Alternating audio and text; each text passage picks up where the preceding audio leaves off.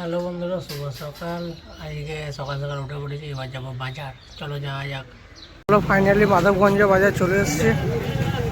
বাজারে মটরশুঁটি নেবো, শসা নেবো। চলো যাওয়া যাক।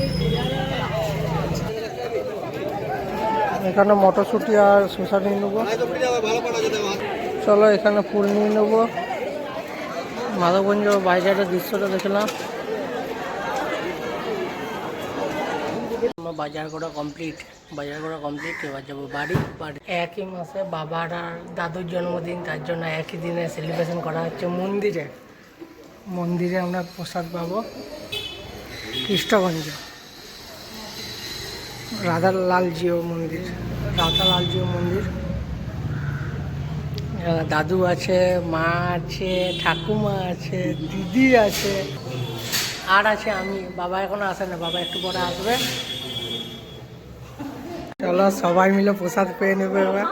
এই হলো ঠাকুর। হ্যাঁ, এটি হলো বাবার জন্মদিনে আগে প্রসাদ। আর এই যে দাদু। বাবার আর দাদুর জন্মদিন একই মাসে বলে একসঙ্গে করা হয়ে গেল প্রসাদ।